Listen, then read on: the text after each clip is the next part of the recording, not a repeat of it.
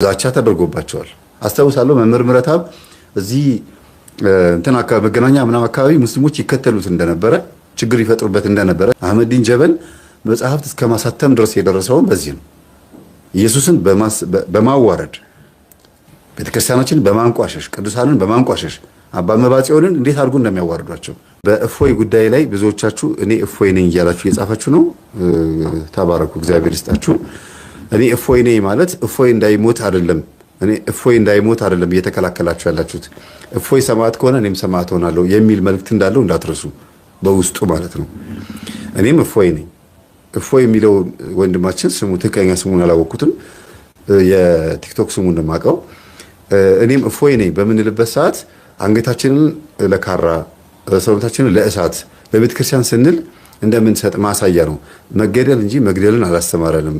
ከሆነ ግን ደግሞ ለሙስሊሞች ለጨዋ ሙስሊሞች ማስተላልፈው መልእክት አሁንም ደግሜ ማስተላልፈው ጨዋ የሆናችሁ ሙስሊሞች ኡስታዞቻችሁ የጻፉትን መጽሐፍት እስቲ አየት አድርጉት። ኢየሱስን እንዴት እንደሰደቡት፣ ድንግል ማርያምን፣ ቤተ ክርስቲያንን፣ እግዚአብሔርን እንዴት እንደሰደቡት እስቲ ግቡና ተመልከቱት።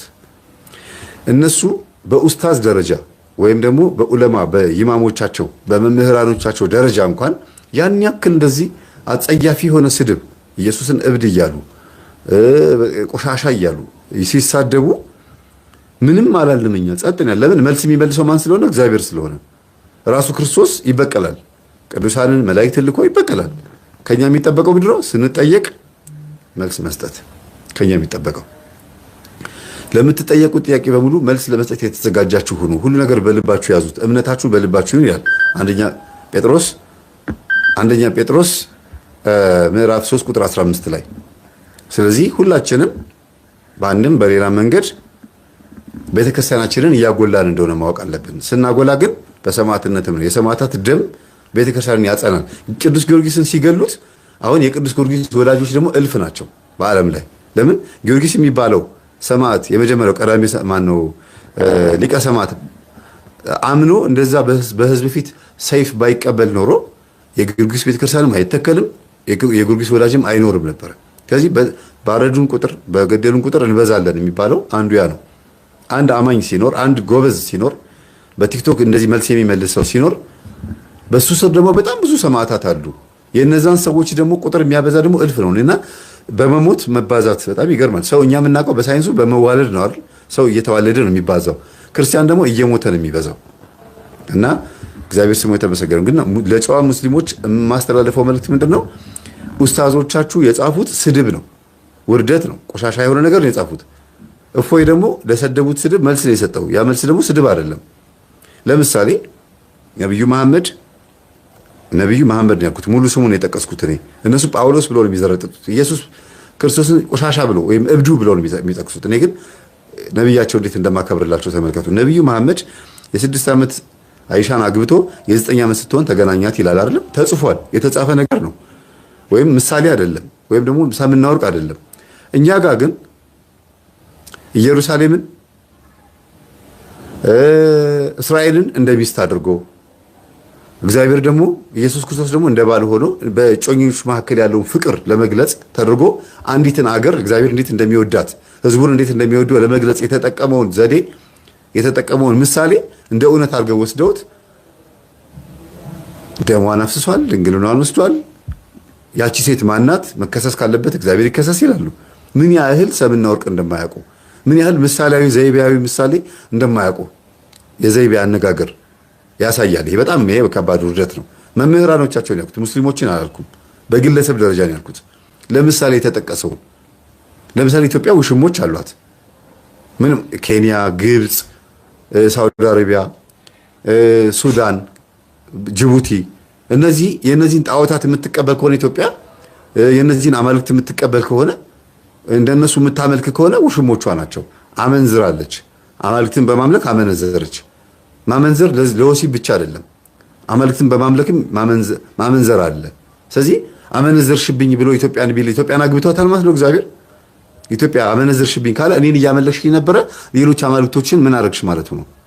ሌሎች አማልክቶችን አመለክሽ፣ በእኔ ላይ ጨመርሻቸው፣ ስለዚህ እቀጣሻለሁ። ከኔ ጋር እኔ በድንግልናሽ ወቅት የምታውቂው እኔን ነው ሲል ኢትዮጵያ ከመጀመሪያ ጀምሮ ከጥንት ጀምሮ የምታውቂው እኔን ነው ማለቱ ነው። የልጅነትሽ አምላክ ነኝ የልጅነት ፍቅረኛሽ ነኝ ብሎ እግዚአብሔር ሲናገር ከመጀመሪያው ኢትዮጵያ ስትፈጠር ጀምሮ አምላኳ እግዚአብሔር እንደነበር ለማሳየት ነው። ይሄንን አዙረውት የሆነች ሴትዮ አድርገው ይሰሩታል እነሱ። በጣም እኮ የሚያሳፍር በጣም ያስገርማል። እና እንደው ባካችሁን ይሄ መልእክት ማስተላለፈው ሙስሊሞች በዚህ ልክ ወርዳችሁ ልናይ አንፈልግም። በተለይ ኡስታዞች እንደገና ይገደል እፎይን የገደል 400 ሺህ ብር እሰጣለሁ አንገቱን ቆርጦ ላመጣልኝ ይላሉ። ያንን ያሉት ማናቸው? ግለሰቦች ናቸው። ሙስሊምን አይወክሉም ብዬ አስባለሁ። ሙስሊምን የሚወክሉት እፎይ እንደሚጠቅሰው ጥቅስ ከሆነ ሁሉም የሚስማሙበት ከሆነ ነው። ለምን ከጊዜ ወደ ጊዜ ነገሮች እየተሻሻሉ መምጣት ያለባቸው አንዳንድ ታሪኮች አሉ። እንኳን እኛ እነሱ ውስጥ እንኳን የዛሬ ዓመት ላይ አንድ ኡስታዝ የሙስሊሞች መምህር ማለት ነው ኡስታዝ ምን አለ? የሚያሳፍሩ የነብዩ መሐመድ ታሪኮች አሉ። እሱን ነቅለን ማውጣት አለብን። የማንቀበለው ታሪክ አለ። ይሄን ነቅለን ካላወጣን ሁልጊዜ እንደተሰደበን ነው የምንኖረው ብሎ ሁሉ ተናግሯል።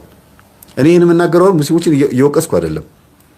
ኦርቶዶክስ ውስጥ ራሱ ትክክል ያልሆኑ አካሄዶች መነሳት መስተካከል አለባቸው ተብሎ አባቶች ትክክል ካልሆነ ይሄ ነገር መቀየር አለበት ብሎ እስኪሉ ድረስ የዛሬ ስንት ዓመት መሰላችሁ የአስመራው መዝሙረ ዳዊት መጽሐፍ ተብሎ ይሸጥ የነበረ አለ። የአስመራ ተብሎ የሚሸጥ የመዝሙረ ዳዊት አለ። ንጹህ ነው ተብሎ እሱ ነበር የሚገዛው እዚህ አዲስ አበባ ውስጥ ኢትዮጵያ ውስጥ ማለት ነው።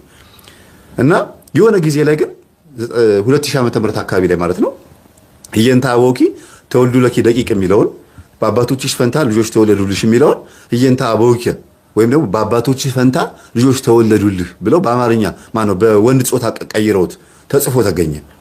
ይሄውን የቃላት ስህተት ስለሆነ ወይም የተርጓሚ ስህተት ስለሆነ ተብሎ ወይም ሆም ብሎ ከሆነ ይሄንን ሰውዬ ምን ታርጉታላችሁ? መጽሐፉንም መሰብሰብ ነው፣ ሰውየውንም መቅጣት ነው። እንዲሁ ሰኔ ጎልጎታ ላይ አንዳንድ የጸሎት መጽሐፍቶች ላይ ወይም የገላት ላይ ብሔር ተጠቅሶ ሀገር ተጠቅሶ ሰዎች ስም ተጠቅሶ አይድኑም ተብሎ የተነገረባቸው ነገሮች መስተካከል ካለባቸው ተርጓሚው ከሆነ ያበላሸው ተርጓሚው ነው ያበላሸው ተብሎ ያ ነገር መተርጎም መስተካከል አለበት። ልክ እኛ እንደዚህ እንደምናደርገው እናንተም የትርጉም ይሁን የታሪክ ስህተት ይሁን ወይም ደግሞ ይሄ ነገር ጸሐፊው እንደዚህ መጻፍ አልነበረበትም የውስጥ ገበና። ንጉስ ዳዊትም እኮ በዝሙት ወድቋል። ንጉስ ሰለሞንም በዝሙት ወድቋል። መጨረሻቸው ግን ምንድነው? ንስሐ ነው። ሁለቱም በንስሐ ነው የሞቱት። በንስሐ የሞቱ ከሆኑ ውስጥ እንትን ሰሃባዎቻችሁ ያንን ነገር መናገር ካልሆነ ደግሞ ይሄን ታሪክ ከመጀመሪያው ጀምሮ ወደ ህዝብ እንዳይወጣ ማፈን ነበረ። ወደ ህዝብ የተገለጠን ታሪክ ምን ታረጉታላችሁ? ስለዚህ እፎይ ያደረገው ምንድነው? ለምትጠይቁ ጥያቄ መልስ መለሰና ግን እኔም ደግሞ ጥያቄ አለኝ ብሎ ቁርአኖቻችሁ ላይና ሌሎች መጽሐፍቶች የሐዲሶቻችሁ መጽሐፍቶች ላይ ያሉትን ሐሳቦች አቀረበ። ስለዚህ ሲሆን እኩል ለኩል ናቸው። በመሰዳደብም ከሆነ መሰድቦም ከሆነ ካልሆነ ግን በክርስትና እምነት ውስጥ የትኛውም የኢትዮጵያ ኦርቶዶክስ ተዋሕዶ ቤተክርስቲያን መምህር ስራዬ ብሎ ሙስሊሞችን ለመስደብ ቁርአናቸውን ለማዋረድ ብሎ የተጻፈ መጽሐፍ የለም። ለጠየቃችሁት ጥያቄ ግን መልስ ተመልሷል። የመጽሐፉ እኔ ጋር አለ። ለተጠየቀው ጥያቄ ግን መልስ ተመልሷል። ይሄው እንዲህ ተብሎ ተጠይቆ ነበረ፣ ይሄው መልሱ ተብሎ ተመልሷል። በቪዲዮ ደረጃ ደግሞ መምህር ምረታብና ከዚህ በፊት የነበረ አንድ ደግሞ እንደዚሁ ምስኪን የሆነ ዲያቆን መምህር ማን እንደሆነ ስሙን ረስቼዋለሁ፣ እንዲሁ መልስ ለመመለስ ሲሞክሩ ብዙ ተብለዋል። ዛቻ ተደርጎባቸዋል። አስታውሳለሁ መምህር ምረታብ እዚህ እንትን አካባቢ መገናኛ ምናምን አካባቢ ሙስሊሞች ይከተሉት እንደነበረ ችግር ይፈጥሩበት እንደነበረ ሲናገር ሰምቻለሁ። ያ መሆን የለበትም። በመግደል ማመን ማለት መሸነፍ ማለት ነው። ይሄ ማለት ልክ አንድ በቃላት ጦርነት ውስጥ አንድ የሆነ ሰው ሲረታ ደግ አደረኩ በቃ ብሎ በጥፊ እንደመማታት ማለት ነው። አምኗል ማለት ነው ጥፋቱ። ያ ደግሞ መሆን የለበትም። ስለዚህ በቃላት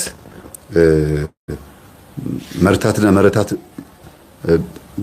ካለ መረታት ነው ወይም ደግሞ መርታት ነው። ከሌለ ግን መጀመሪያውን አለመጀመር ነው። የጀመራችሁት በመጽሐፍት እስከ ማሳደም አህመዲን ጀበል መጽሐፍት እስከ ማሳተም ድረስ የደረሰውን በዚህ ነው።